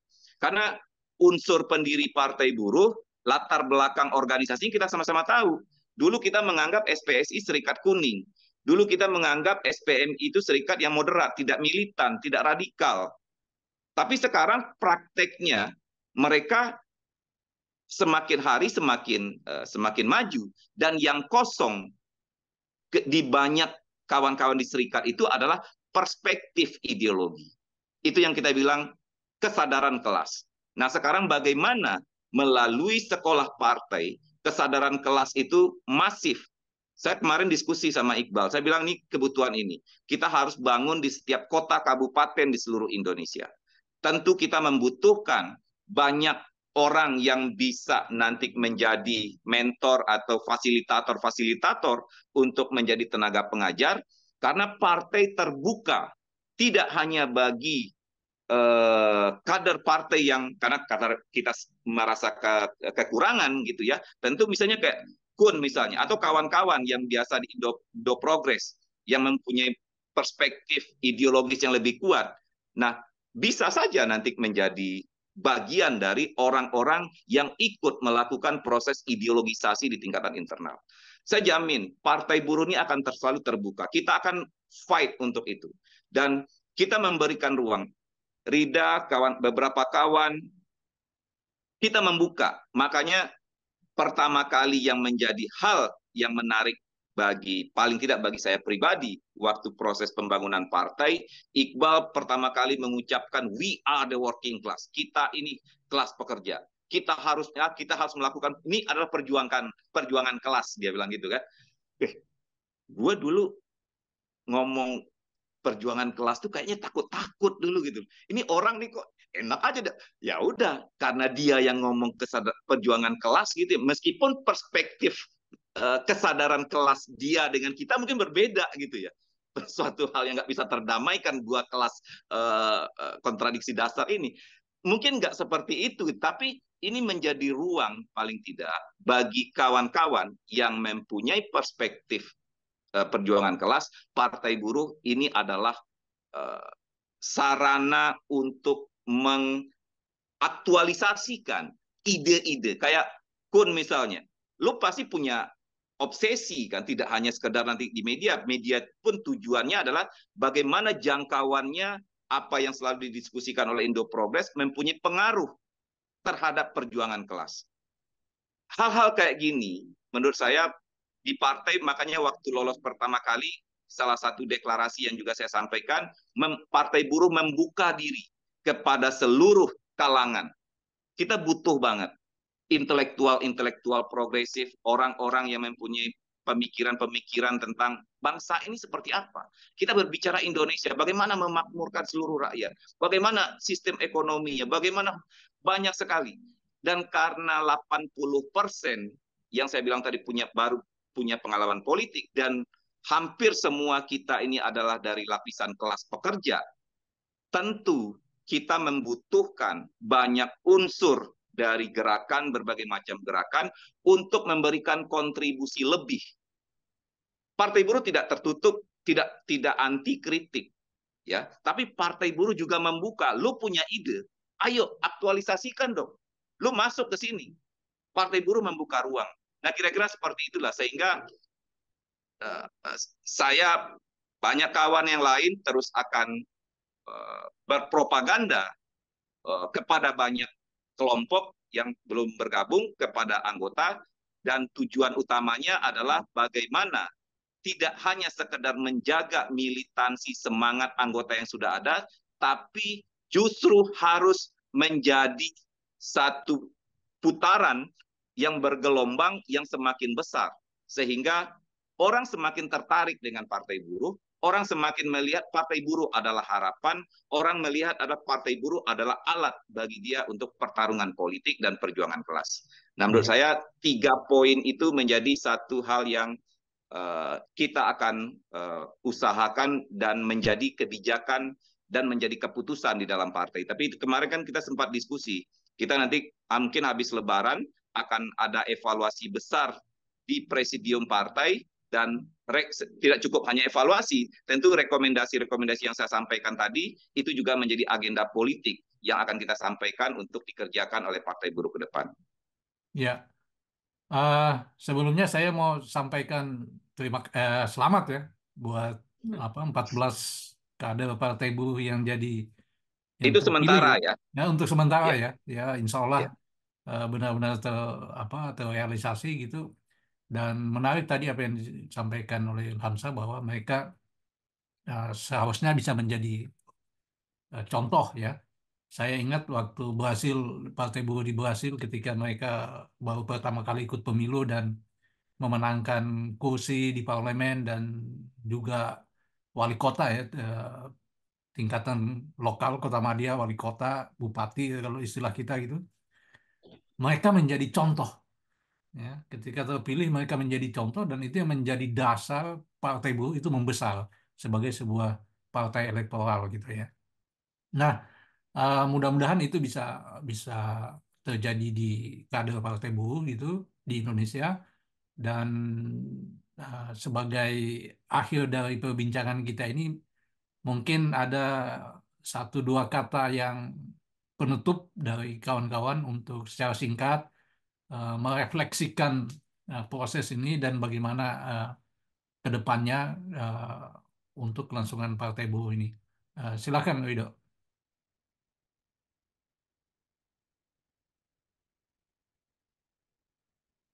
Iya, ya kalau Gua sih aluta continua gitu ya, karena eh, pertarungan politik kelas ini adalah pertarungan maraton ya, perjuangan maraton. Jadi ya kita harus melihat ini secara jangka panjang dan alhamdulillah udah dibilang sama Boy. Tadi kita udah punya modal, walaupun modalnya ini nggak terlalu besar, tapi dia tetap adalah modal gitu. 14 orang akan duduk di parlemen, DPRD provinsi dan juga kota kabupaten dengan mengusung partai buruh, itu tentu adalah ruang propaganda kita sendiri kan gitu, dan di sanalah kita membuka peluang untuk berbicara mengenai bagaimana mengimplementasikan agenda-agenda yang kita sebut dengan agenda negara kesejahteraan dalam skala-skala kota kabupaten, skala-skala provinsi gitu, dan ada ruang-ruang itu. Jadi yang penting sih kita memang harus lebih berdisiplin untuk berorganisasi nanti ke depannya, karena itu yang akan menjadi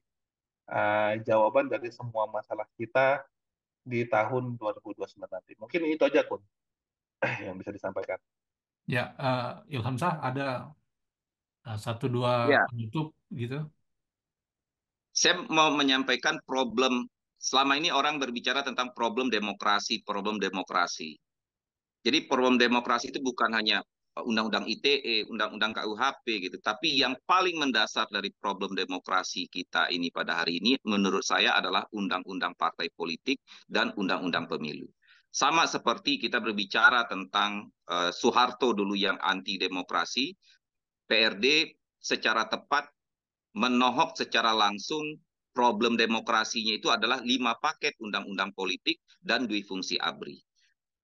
Itu yang menjadi problem mendasar Orde Baru itu bisa menjadi kuat. Begitupun pada hari ini, partai-partai oligarki itu akan kuat selagi undang-undang partai politik dan undang-undang pemilu ini masih seperti ini, mereka terus akan mendominasi. Maka untuk itu, problem demokrasi yang paling mendasar adalah undang-undang ini. Dan menurut saya, ini harus menjadi agenda besar bagi seluruh gerakan masyarakat sipil untuk menjadikan undang-undang partai politik dan undang-undang pemilu ini menjadi agenda perjuangan untuk didesakkan untuk adanya revisi terhadap undang-undang ini. Tanpa ada undang-undang revisi undang-undang ini, kita akan banyak mengulangi proses politik yang sama seperti sebelum-sebelumnya, karena kita tetap akan bertarung di dalam sistem yang sama. Nah, sehingga bagi partai buruh, bagi kawan-kawan di komite politik, revisi terhadap undang-undang partai politik dan undang-undang pemilu menjadi agenda besar untuk mendorong adanya konsolidasi bagi seluruh gerakan demokrasi di Indonesia agar mereka juga menyadari akan bahaya dari undang-undang ini. Karena dari undang-undang inilah partai politik yang akan dilahirkan. Saya bilang sekali lagi, hanya partai buruh mungkin terkecuali partai-partai borjuasi yang mempunyai dana yang sangat besar, seperti umumnya partai-partai politik di Indonesia berdiri kayak Perindo, PSI, Gerindra, Gemuruh, Nasdem, dan partai-partai lain yang bisa lolos itu karena adanya dukungan finansial yang sangat besar. Karena sistem ini mengkondisikan seperti itu, dan mereka yang bisa sampai ke parlemen. Nah, tanpa maksud saya, tanpa ada revisi ini, kita akan melahirkan anggota DPR yang tidak punya kualitas. Orang yang tiba-tiba punya duit banyak, tadi dia pengusaha, tadi dia artis, melalui sistem seperti ini, dia tinggal bisa menjadi caleg dari partai dan dia terpilih. Parlemen kita akan selalu diisi oleh orang-orang tersebut, orang-orang berlatar belakang borjuasi nasional, borjuasi di Indonesia, ya, karena hanya mereka yang akan terus mendominasi. Dan kita juga akan dihadapkan juga dengan presiden threshold. Syarat bagaimana, itu yang saya bilang, saya nggak masuk akal. Kita yang sedang bertarung di arena kontestasi ada 18 partai politik, tapi kenapa saya harus terpaksa harus memilih atau mendukung presiden dari partai yang merupakan lawan saya? Karena saya nggak dikasih hak untuk mencalonkan wakil dan presiden dan wakil presiden saya sendiri. Padahal saya partai politik. Undang-undang mengatakan yang boleh mencalonkan presiden dan wakil presiden adalah partai politik. Cukup hanya sampai seperti itu. Tidak perlu ada pasal ayat 2-nya yang mengatakan hanya partai politik yang memperoleh 20% atau gabungan. Tidak perlu. Nah, itu undang-undang yang menurut saya yang akhirnya menghasilkan produk DPR yang seperti sekarang ini tidak berkualitas, hanya berkualitas bagi kepentingan pemilik modal. Kita tidak menghasilkan presiden yang berkualitas karena lagi-lagi presiden yang akan dihasilkan hanya presiden yang diinginkan oleh oligarki karena tidak adanya ruang bagi seluruh partai politik untuk mencalonkan presiden. Sehingga problem demokrasi kita yang harus kita perbaiki konkretnya itu adalah revisi undang-undang partai politik dan undang-undang pemilu. Mungkin itu. Di mute. Ya, Jumisi ada 1-2 patah kata penutup untuk disampaikan. Iya, kalau saya konteksnya adalah bagaimana Partai Buruh juga berbenah itu dalam konteks menerapkan praktek kesetaraan gender di internal Partai Buruh gitu. Jadi equality itu tidak hanya dalam tataran dogma, tetapi juga dalam hal tindakan. Dan itu penting ya, karena sebagai partai yang lahir dari kelas pekerja gitu, kita meyakini bahwa tidak ada kemerdekaan sejati tanpa pembebasan kaum perempuan.